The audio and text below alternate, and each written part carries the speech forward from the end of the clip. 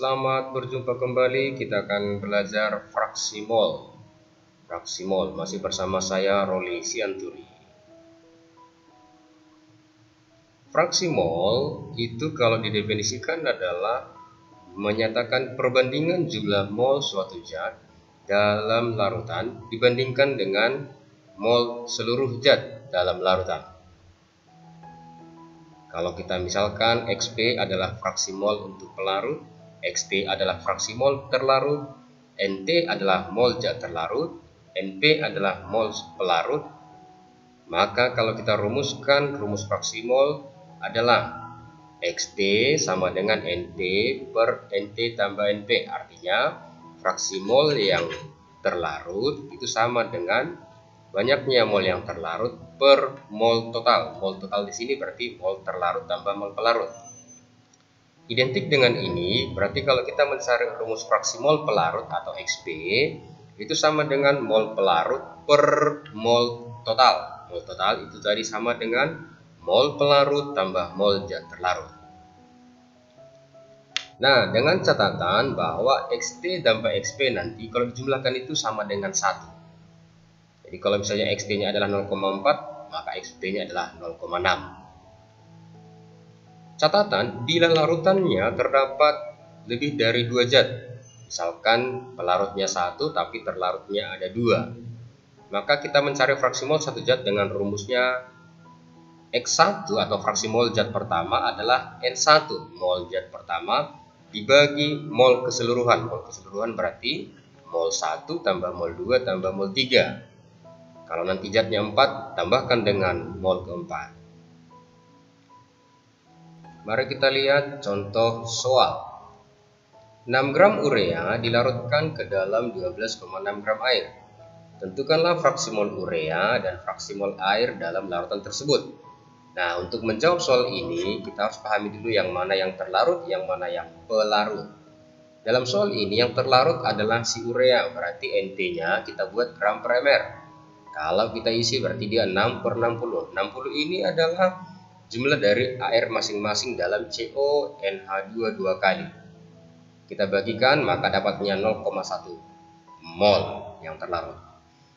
Untuk si pelarut atau air maka NP-nya adalah gram per ml. Gramnya tadi 12,6, ml-nya air itu 18. Maka kalau kita bagikan dia sama dengan 0,7 mol.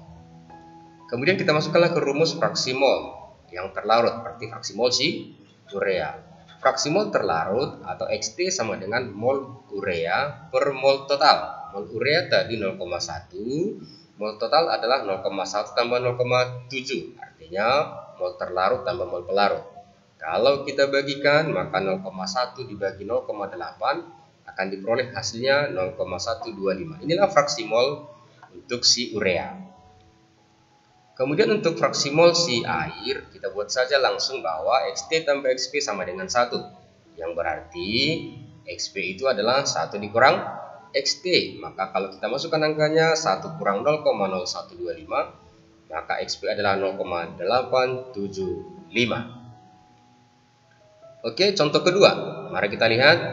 Berapakah fraksi mol glukosa? Glukosa mR-nya 180 dalam larutan glukosa 80% massa.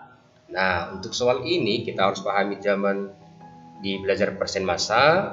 Maka kalau dikatakan dia 80%, kita anggap dia 100 gram larutannya. Jadi kalau dalam 100 gram larutan, kita perolehlah bahwa terlarutnya glukosa dengan massa 80% dari 100 gram. Jadi kalau kita coretkan 100-nya, berarti glukosanya adalah 80 gram.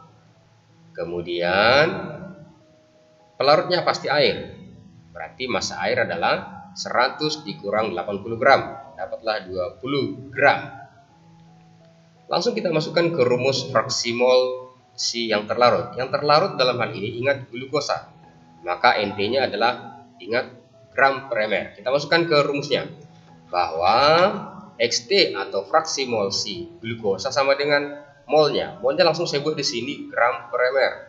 Gramnya tadi 80, mR-nya dikasih tahu di soal cepet 80. Nah, per di sini juga 80 per 180, ini juga mol si glukosa, tambahkan dengan mol si air. Mol si air adalah 20/18 dari gram per mR-nya. Kalau kita masukkan, kita samakan dulu penyebutnya.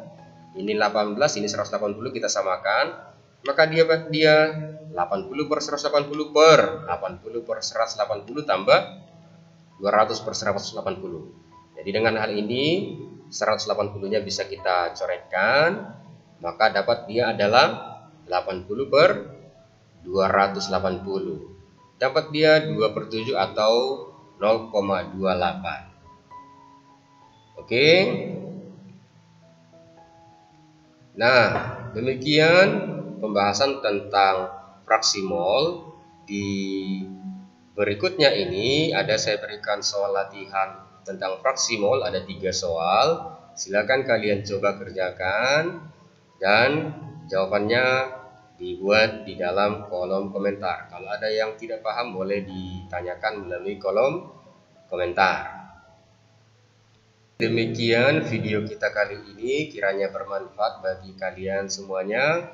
Jangan lupa di like, di komen, dan subscribe. Sampai jumpa di video berikutnya. Terima kasih, sampai jumpa.